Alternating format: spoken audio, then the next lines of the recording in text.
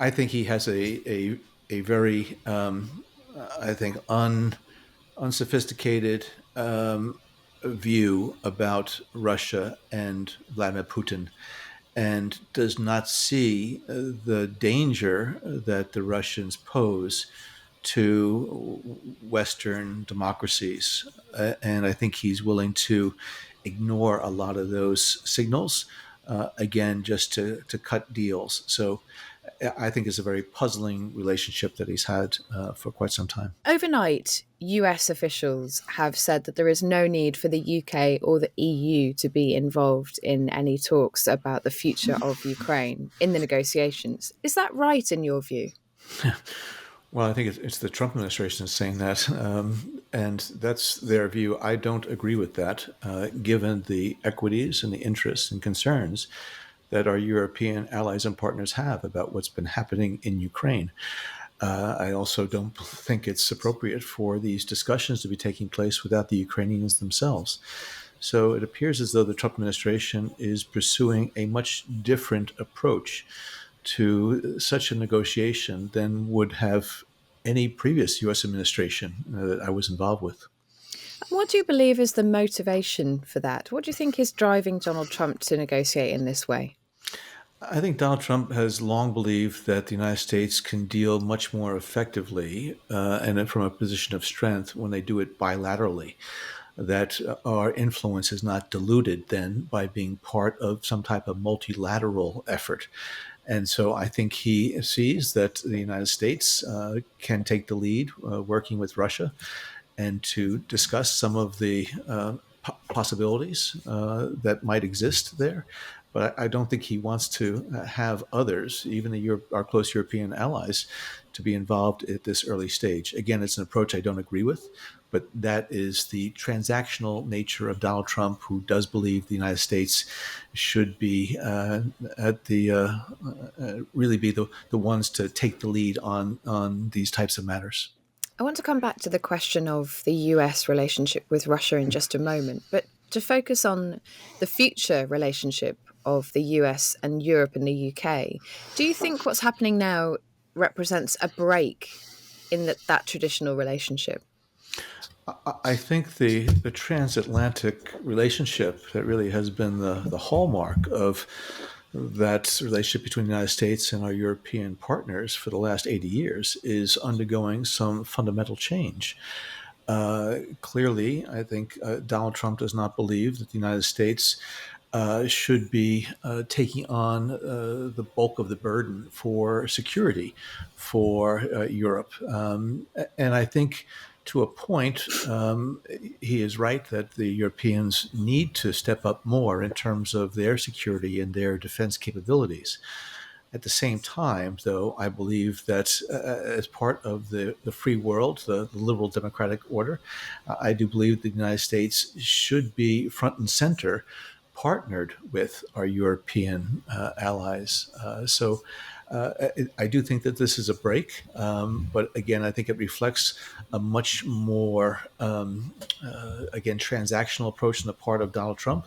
He tends to look at things quantitatively, whether it be in terms of finances and what the Europeans might be devoting to the war effort in Ukraine on the monetary front and as well as on the military front. Do you think it would be wrong for European leaders to dismiss this call for more spending or this attitude from Donald Trump as just a Trump thing? Is it held more broadly in America? Well, I do believe that for a number of years that the United States administrations, previous presidential administrations, have felt that the Europeans need to devote more effort and energy into in terms of building up their defense capabilities. I think we have seen an atrophying of some of those capabilities in countries. So, going up to 3% of GDP, I think, is a very worthwhile objective. The Trump administration is talking now about 5% of GDP. I think that's well beyond the reality, at least in the coming years.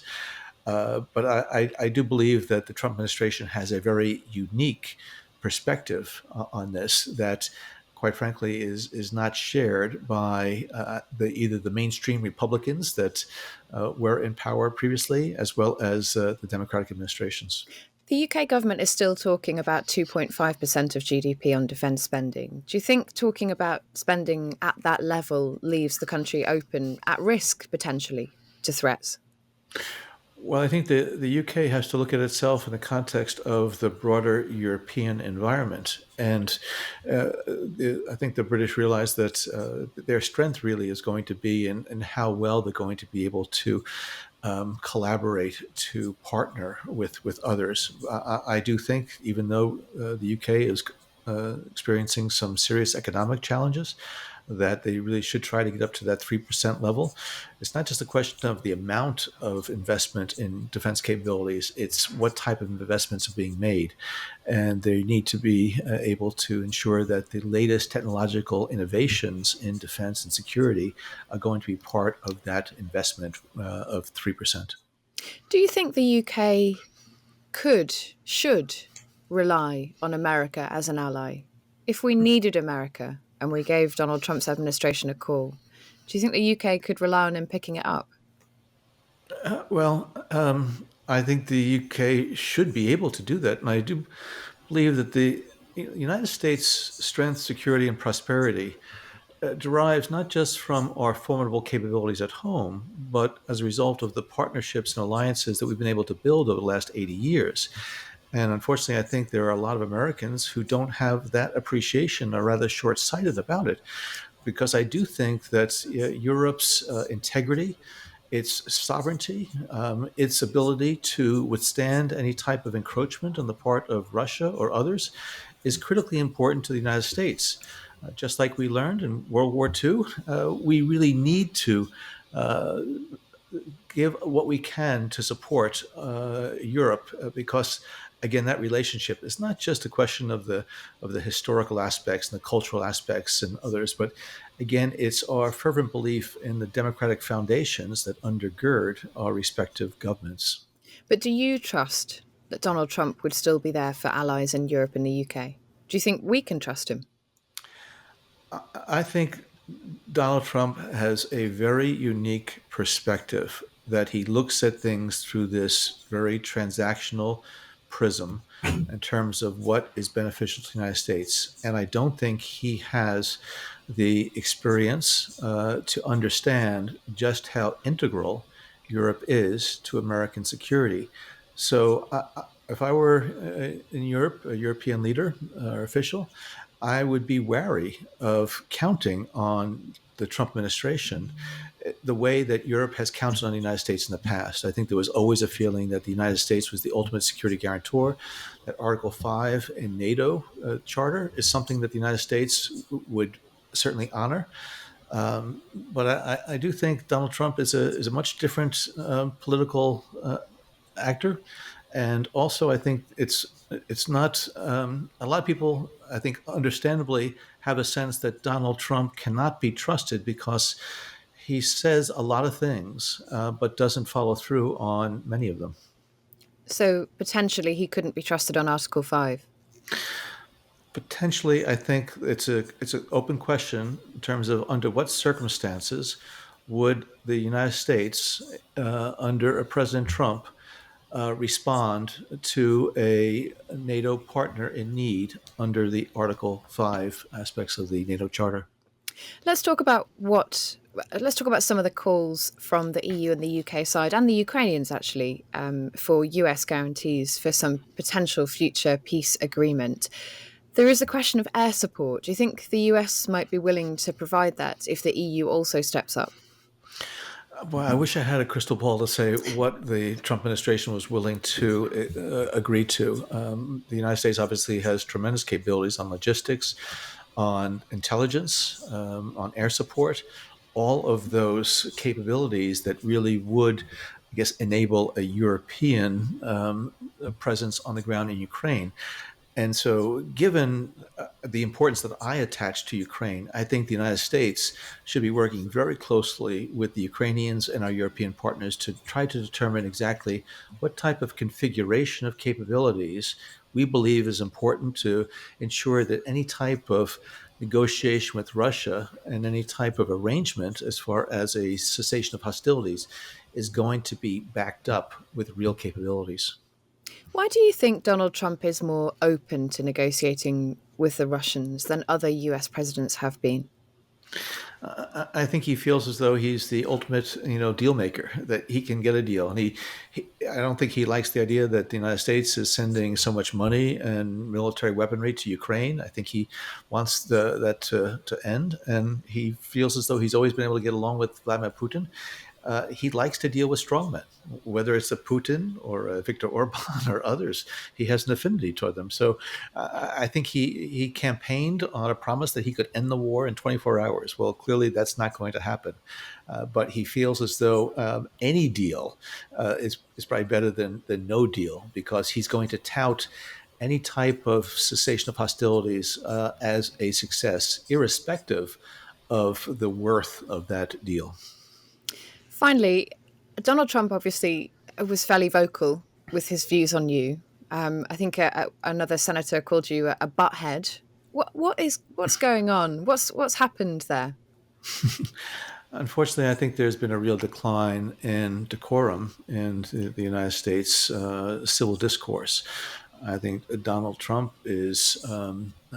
tends to belittle, disparage individuals, personal attacks. I think it is unbecoming and beneath the dignity of the office of the presidency. And unfortunately, I think a lot of his followers, including the Republicans in the Congress, follow that lead. I think they're all trying to demonstrate that they're tough guys. But again, it's very unflattering, certainly. And when I talk to my foreign colleagues and friends, I was in London just last week, and people are just shaking their heads over what has happened in the United States, and particularly the image that is being projected by the Trump administration and the things that Donald Trump and his advisors are saying in a very, sometimes very crude fashion, unsophisticated fashion, and I think in a very dangerous fashion. They say that you had it in for Donald Trump, that you sort of launched a campaign against him. You were making accusations against him.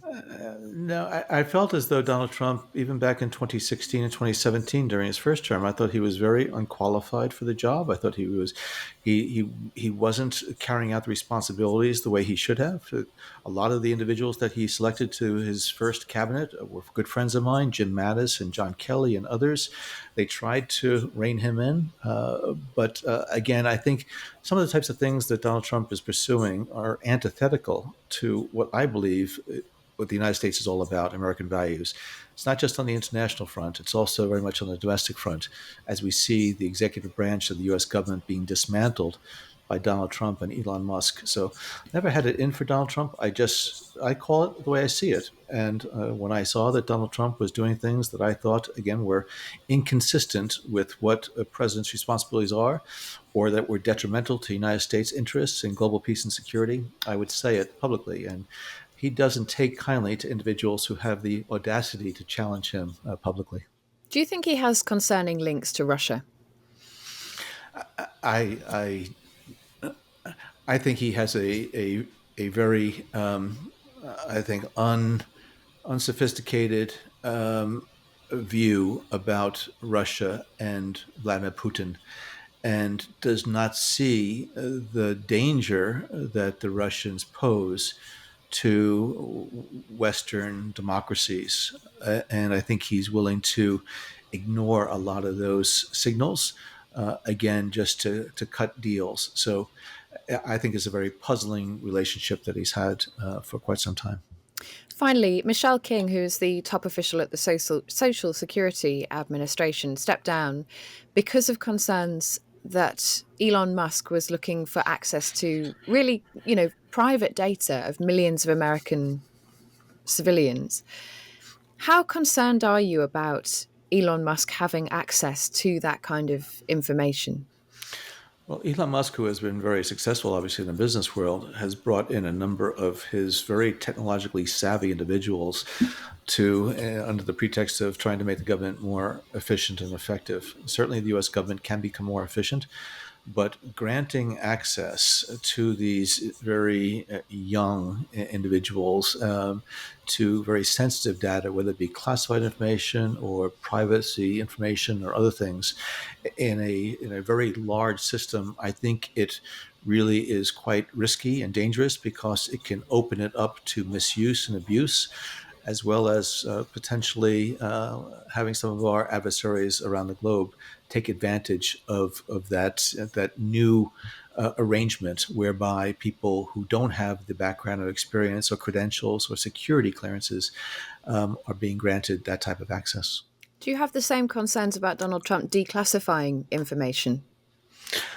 Yes, I think he's declassified things in the past that have been a concern. I think the intelligence professionals always want to make sure that we're as transparent as possible with the American public, but also that sensitive sources and methods that we need in order to maintain our national security are going to be protected.